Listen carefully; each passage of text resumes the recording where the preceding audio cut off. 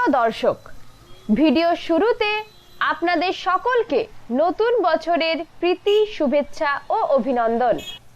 প্রতি বছরের মতো এবছরও বাঁকুড়ার রানী মুকুটমণিপুরের একটি নতুন ভিডিও নিয়ে আমাদের চ্যানেল আপনাদের সামনে হাজির।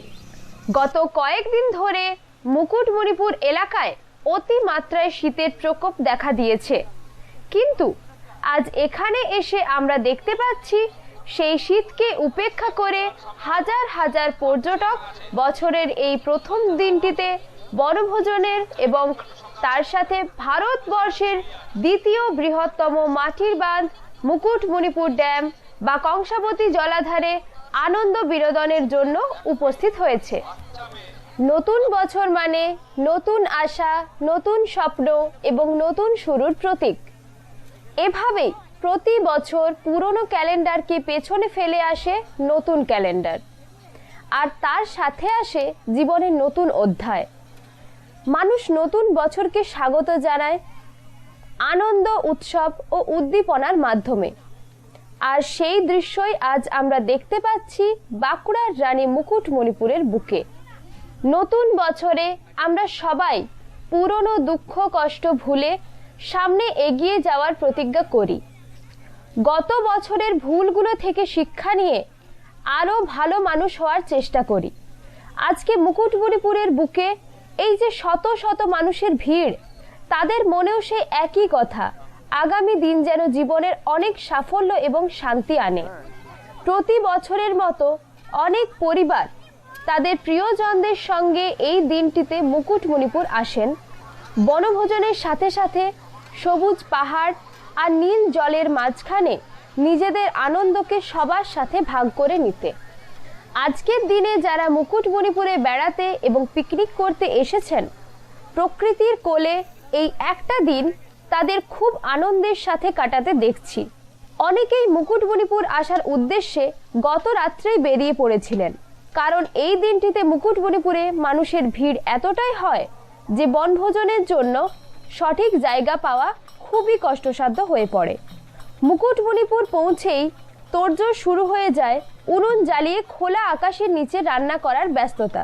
কেউ রান্নার দায়িত্ব নেয়, কেউ সাজসজ্জায় ব্যস্ত থাকে, আবার কেউ গান বাজনা এবং খেলাধুলায় মেতে ওঠে।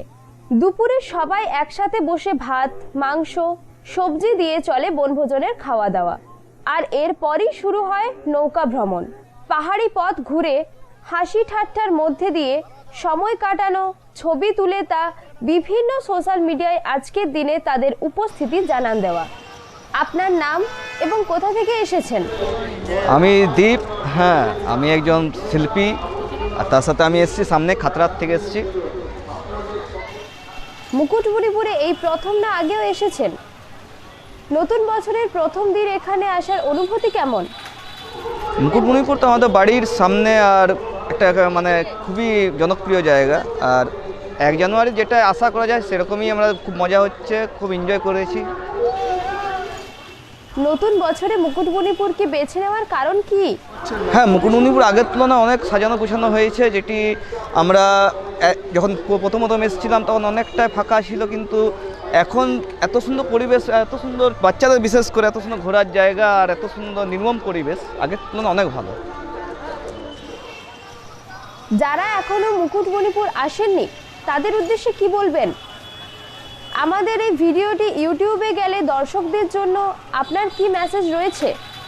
অবশ্যই বলা হয়, যারা এখনও আমাদের বাঁকুড়ার রানী মুকুটমণিপুর যারা এখনও পৌঁছাননি, আপনাদের উদ্দেশ্যে বলছি আপনারা একবার দেখে যান। আর এই দাদার যে ইউটিউব চ্যানেল আছে স্টুডেন্ট গ্রাফিক্স, একবার ভিউ করুন আর আপনারা সকলে আসুন। দারুণ পরিবেশ, ফ্যামিলি নিয়ে আসার জন্য একদম পারফেক্ট জায়গা। হ্যাপি নিউ ইয়ার সকলকে, ধন্যবাদ। টোটোয় চেপে আরো দর্শন করতে পারবেন বিখ্যাত পোড়া পাহাড়। দর্শনীয় স্থান হলো হিল টপ। নিজের চোখে না দেখলে আপনি কল্পনাও করতে পারবেন না এত সুন্দর।